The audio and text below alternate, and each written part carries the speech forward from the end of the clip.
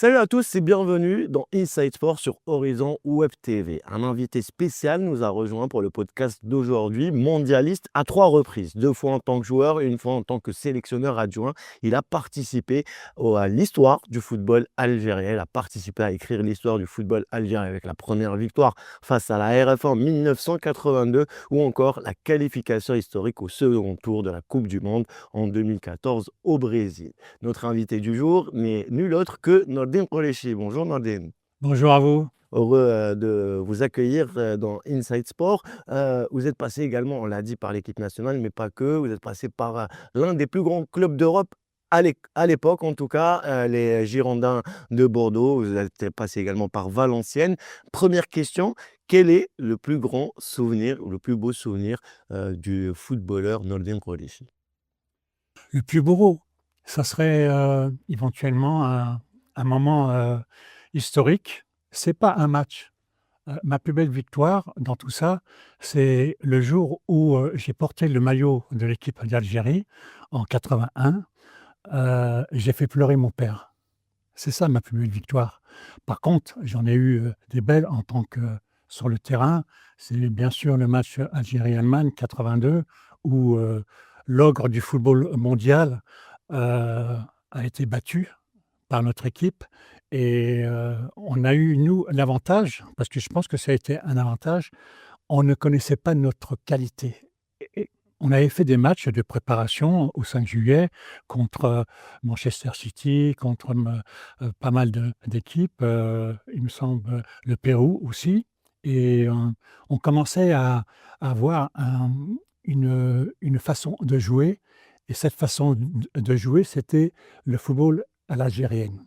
C'est-à-dire avec beaucoup de technique, puisqu'on avait des joueurs qui étaient jeunes comme Belloumi, Assad, Madjer, heu et ils avaient une technique déroutante et grâce à ça, on a battu cette équipe d'Allemagne, qui était, très physique puisque à l'époque, l'Allemagne était l'ogre du football mondial et on l'a battu avec nos qualités, comme j'ai dit, à l'algérienne. Cette coupe du monde 82, c'est un peu des sentiments mitigés que vous avez vécu à l'époque, puisqu'il y a eu cette victoire historique face à l'Allemagne et l'euphorie qui a suivi la victoire, et ensuite cette injustice qui est restée dans les annales du football mondial et qui a même contribué à changer les règlements de la Coupe du Monde. Oui, effectivement, ça a été malheureux qu'on ne puisse pas passer, mais je voudrais passer un message à cette sélection d'Algérie puisque bientôt l'Algérie va jouer contre l'Autriche. Lors de la Coupe Donc du le Monde, plus grand cadeau que les joueurs de l'équipe nationale actuelle peuvent me faire à moi et à tout le monde, à tous les Algériens, c'est de battre l'Autriche. spécialement l'Autriche. Parce que contre l'Argentine, ça va être, un match difficile. Bon, s'ils font comme nous, on a battu l'Allemagne, pourquoi pas? Mais qu'ils battent l'Autriche, ça sera mon plus grand bonheur. Ils ont lavé un peu ce qui s'est passé en 1982. Exactement. Bah, c'est le message de Nordin Qureshi. Les joueurs Exactement. le savent maintenant et j'espère qu'ils vont pouvoir battre cette équipe d'Autriche. Avant d'arriver, on va parler de l'équipe nationale actuelle. On va rester un peu sur vous. Vous êtes l'un des premiers national qui a rejoint l'équipe nationale dans les années 82. Est-ce qu'à l'époque, le choix était évident? C'était une évidence? Moi, à l'époque, je jouais, à comment dirais-je? À Valenciennes. J'avais 25 ans et je m'attendais à partir parce que beaucoup de clubs, européens me cherchaient et j'ai voulu signer aux Girondins de Bordeaux. Mais à cette époque-là, heu, je pensais que j'avais encore du travail à faire parce que j'avais à peu près une centaine de matchs en première division.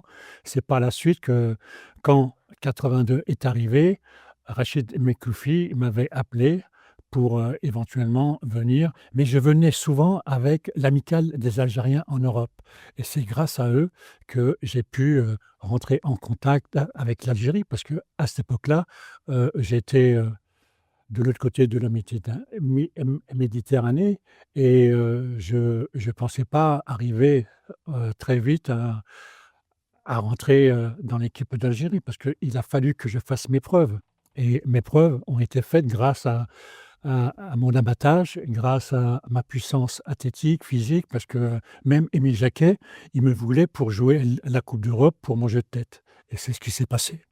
Bah, justement, à l'époque, où on a dit que vous étiez l'un des, seuls, binationaux sur, le terrain. Et il y avait beaucoup de joueurs issus, de la formation algérienne.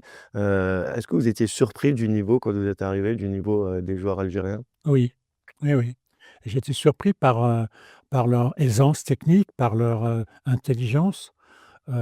En sachant aussi qu'à l'époque, il n'y avait pas tellement de centres de formation pour former des attaquants comme Belloumi, Assad, Majer. Ça a été fait sur le terrain et petit à petit. Mais, voilà, c'est pour ça que je dis souvent Vous n'aviez l'Algérie pas cette vision, à partir de, la France, de l'Europe, sur, le football algérien à l'époque, hein? non, pas trop, non, pas trop. Il y a pas tellement, les télévisions comme maintenant, hein, voilà. Donc, c'est ce qui a fait peut-être aussi la différence lors de la coupe du monde 82, c'est que les équipes adverses ne connaissaient pas, l'équipe algérienne. On se rappelle, hein, des déclarations des joueurs allemands avant, la confrontation.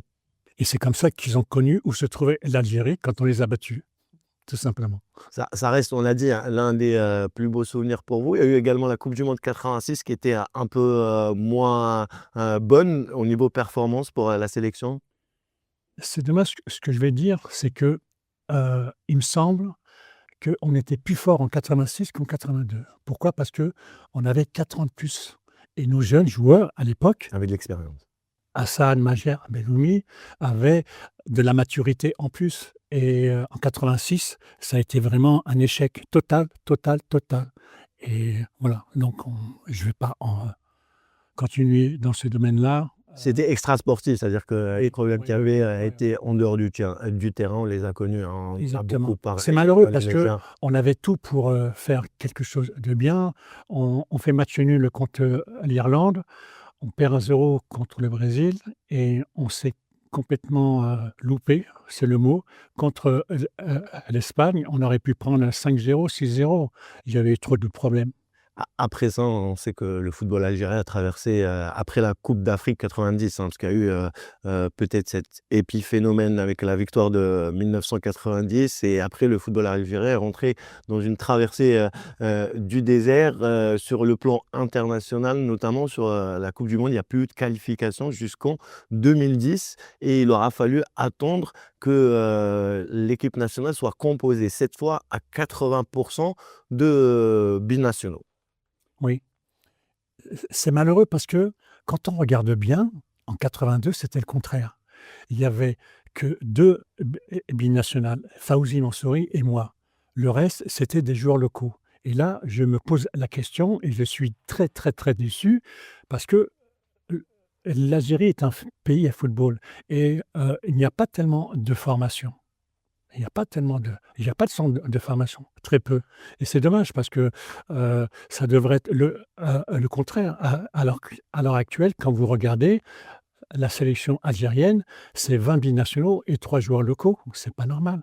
Surtout dans un pays où, le football est roi et je suis déçu qu'il n'y ait pas, on peut travailler dans la masse en mettant des centres de formation pour en tirer l'élite plus facilement en Algérie que chez nous, chez les joueurs locaux, Ben, justement, vous avez chez les joueurs, binationaux. binationaux. Vous avez été également, on l'a dit, en introduction, le sélectionneur adjoint avec, Vahid Halilhodžić à l'époque, et en 2014, c'était également, une autre page de l'histoire du football algérien qui, s'écrivait à l'époque avec, la qualification au second tour. Cette année-là également, il n'y avait pas beaucoup de joueurs, locaux, hein. Il y en avait quelques-uns que Vahid était allé chercher, notamment, Islam Slimani qui intégrait l'équipe nationale quelques mois plus tôt, ou encore, Soudani, mais il y en avait pas tellement non plus. Non, non, non, il n'y en avait pas et on a été, comme on dit, à la recherche de joueurs comme, dans les clubs, en Algérie et c'est comme ça qu'on a trouvé Slimani, au CRB, Soudani, et il y a un joueur, à cette époque-là, quand on l'a pris, et Vahid m'a dit qu'il était le meilleur joueur, technique et c'était le petit Djabou. Mais le problème, Diabou, c'est que il ne pouvait tenir que 20 minutes parce que à Sétif, soi-disant, quand on voyait ses résultats sur le plan physique, c'est très, très, très mauvais. Mais ça nous a pas empêché de le prendre avec nous, en sachant qu'il pouvait jouer que 20 minutes. Et c'est ce qu'il a fait contre l'Allemagne dans les prolongations. Il a, il a fait un match sur 20 minutes et là, c'est lui qui met le but. Mais C'était le seul buteur de la sélection algérienne. Face à l'Allemagne, c'est encore un problème de formation, hein, puisque on voit que c'est des joueurs qui sont très techniques, que ce soit Djabou qui est très technique, c'est un bon ailier qui est très vif également, ou encore Slimani avec son jeu de tête exceptionnel. On a vu après la carrière d'Islam depuis 2014 jusqu'à aujourd'hui, il est passé par de très grands clubs européens. Donc c'est ça, c'est la formation pour le physique et le tactique. oui, totalement, bien sûr. Et je dirais même, dans une école de football. En Europe, les écoles de football, c'est à partir de 6 ans et à 6 ans, c'est quoi? C'est 20 chasubles et 20 ballons et un éducateur, même pas un entraîneur et c'est dommage parce que c'est dans la masse qu'on peut en tirer l'élite et c'est pour ça que je suis très déçu qu'en Algérie, de les clubs n'ont pas de centre de formation. Bah, le problème vient des clubs, donc hein, on est bien d'accord. C'est les clubs qui doivent prendre en charge Et la la formation. responsabilité totale, ce sont les présidents de clubs. C'est uniquement ce n'est pas et évidemment, bien sûr, le DTN, puisqu'il est le responsable de la formation dans chaque pays. Justement, est-ce que vous pouvez expliquer à nos téléspectateurs c'est quoi le rôle d'un DTN? Alors, le DTN, c'est le directeur technique national.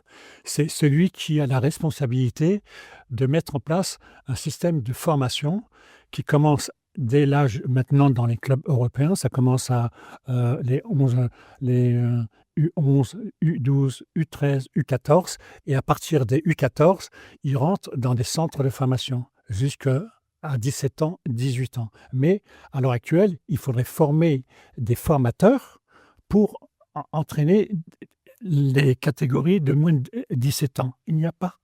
À l'heure actuelle, je ne vois pas, je pose la question: «Qui est le directeur technique?» On me dit: «Je ne sais pas». Donc j'aimerais bien, moi, le Mais savoir. les rôles ne sont pas réellement définis. Le directeur technique est plus là à avoir d'autres missions, donc que ce soit dans les clubs ou même Oui. à la Fédération algérienne de football, hein. Le DTN ne joue pas réellement son rôle. Mais il devrait parce que c'est à lui qui en tient la grande responsabilité, tout simplement. 2014, Vahid Halilhodžić, comment ça se passait la cohabitation avec lui?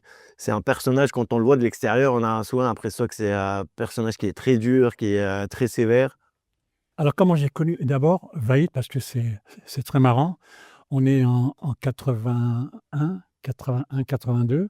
On est à Je suis à Bordeaux et le premier match de championnat, c'est Bordeaux-Nantes. Bordeaux-Nantes et Didier Quicou, qui était le directeur, technique, il me dit: Nordine, tu on va jouer contre Nantes» et dans cette équipe-là, ils ont fait signer un joueur qui s'appelle Vaïd.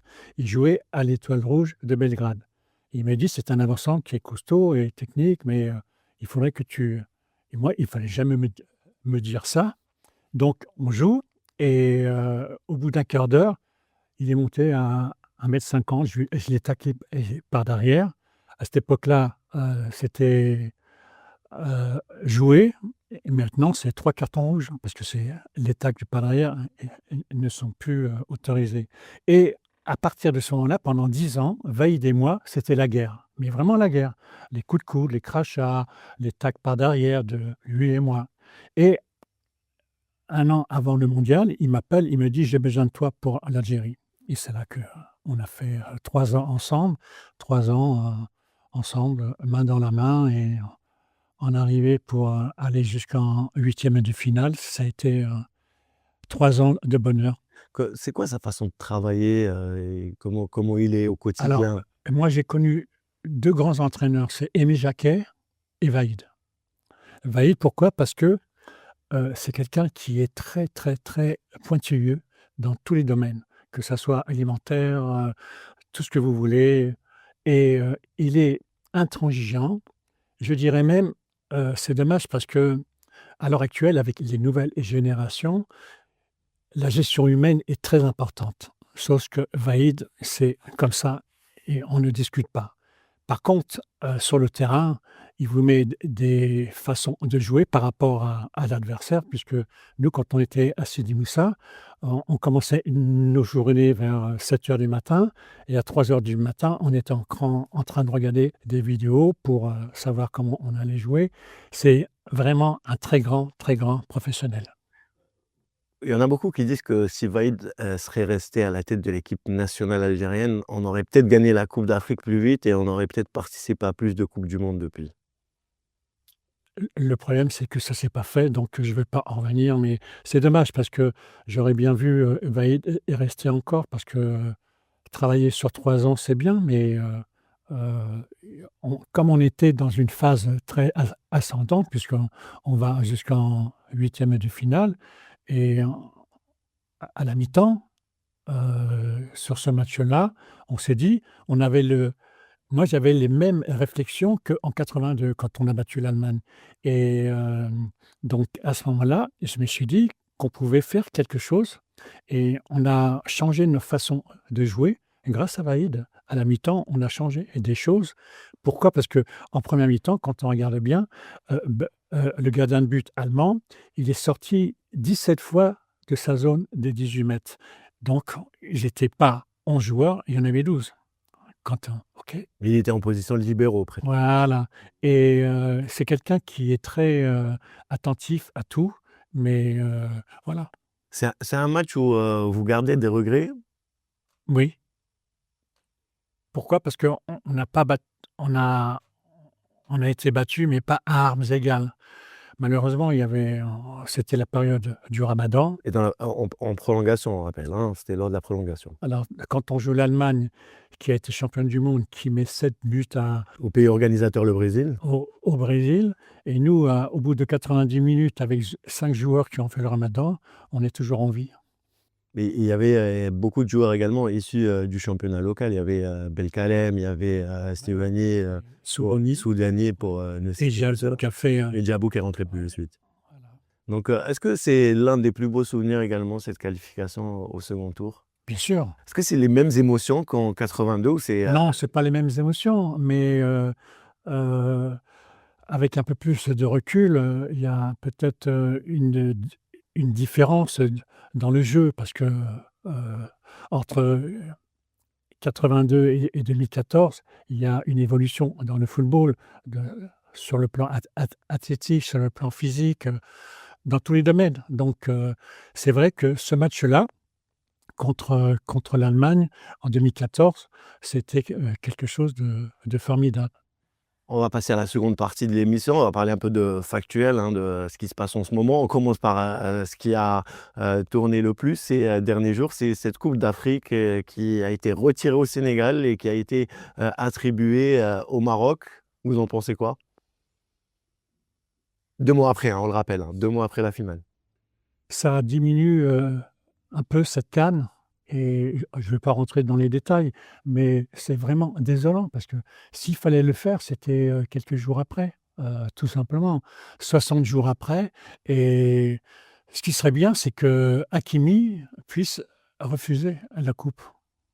Ça démontrait que le Maroc ne est d'accord pour, que le Sénégal, soit le champion, tout simplement. On rappelle que c'est pas encore terminé, hein, parce qu'il y a un recours Oui, qui, il y a un qui va en recours, place. mais non, je crois que les gens de la CAF, n'ont fait, ils ont fait n'importe Vous, quoi. vous avez suivi la Coupe d'Afrique Oui, j'ai suivi comme tout le monde et et je les prestations de l'Algérie durant cette Coupe d'Afrique, comment vous les avez trouvées? alors je vais pas rentrer dans les détails techniques par rapport à l'entraîneur, mais heu, cette équipe a manqué de stabilité. Elle a manqué d'automatisme et pour cela, il faut jouer généralement avec une équipe type. Quand on fait un événement comme une CAN ou une coupe du monde, c'est c'est des joueurs qui ont un collectif et qui savent jouer ensemble. Là, le problème, c'est je prends un exemple avec le gardien de but, ses défenseurs, il les connaît à peine. Donc il connaît pas Il avait joué un seul match amical avant la Coupe. donc pour faire une CAN ou une coupe du monde, il faut que cette équipe ait une stabilité. Quand je prends un exemple, le Maroc, en 2022, ils ont été jusqu'en demi-finale de la coupe du monde. On est d'accord? Et là, cette équipe, a actuelle, à 80 c'est la même équipe. Pourquoi? Parce qu'ils ont gardé cette stabilité. À l'heure actuelle, notre sélection manque de stabilité pour progresser dans un système de jeu, parce que c'est pas du jour au lendemain qu'on a des résultats avec des joueurs qui arrivent au bout de 2-3 sélections. Bah, les choses ne devraient pas changer, hein, si on suit votre logique, puisque même pour le stage qui arrive, là, il est de confrontation, notamment face à l'Uruguay, le sélectionneur qui a fait appel à pas moins de 5 nouveaux joueurs. Exact. Voilà, C'est pas idéal pour préparer une Coupe du Monde? mais bien sûr que non. Voilà. Je ne vais pas rentrer trop dans les Non, non, détails mais parce que vous parlez en tant qu'amoureux du football algérien, hein. Je sais que non, vous non, voulez non, garder cette réserve en tant oui, que bien être sûr. membre du Non, staff, mais en tant que supporter et observateur du non, football. j'aurais aimé que, après notre élimination, contre le Nigeria, on puisse garder, cette équipe qui avait un potentiel parce qu'il y avait des bons joueurs, de façon à ce que, cette CAN, prépare la coupe du monde, qui suit, dans 3 mois. Malheureusement, comme tu viens de le dire, avec 5 joueurs nouveaux, c'est pas comme ça qu'on progresse. Bon, on va pas être non plus pessimiste, mais comment vous voyez cette coupe du monde, aux États-Unis pour, la sélection algérienne? Je rappelle qu'on affronte, l'Argentine, les champions du monde en titre pour, le premier match. On aura également affronté l'Autriche et la Jordanie. Bon, pour l'Autriche, on sait, vous voulez, que, les joueurs battent l'Autriche. Pour, les autres matchs, comment vous voyez cette coupe du monde? Je la vois comme à peu près la même vision qu'en 82. 1er match, on joue contre l'Allemagne. Là, l'Algérie joue contre, l'Argentine et après il y a l'Autriche. Après la Jordanie. Et qu'est-ce qui s'est passé en 89? C'est pareil et la Jordanie qui ressemble au Chili. Donc voilà, les clés sont dans les mains de cette équipe. Je la vois, aller, j'espère aller le plus loin possible, mais ils ont encore 3 mois pour travailler et ces 3 mois sont très importants pour préparer cette coupe du monde. Je rappelle que c'est la nouvelle version de la coupe du monde, hein, qui a les 2 premiers qui se qualifient directement, mais il y a également, les meilleurs troisièmes qui, passent pour, le second tour. C'est plus facile? Oui, c'est plus facile, voilà. Est-ce que ça change, l'émotion de la coupe du monde? Est-ce que ça change, le goût de la coupe du monde? Non, non, parce que chaque joueur, connaît, connaît son rôle, c'est-à-dire d'être, préparé mentalement, physiquement et après, ce sont les choix de l'entraîneur qui fait la différence. On va terminer, par cette question. Selon vous, c'est quoi aujourd'hui ce qui manque au football algérien pour rester déjà au sommet, du football africain et pouvoir, tutoyer les meilleures, nations du monde?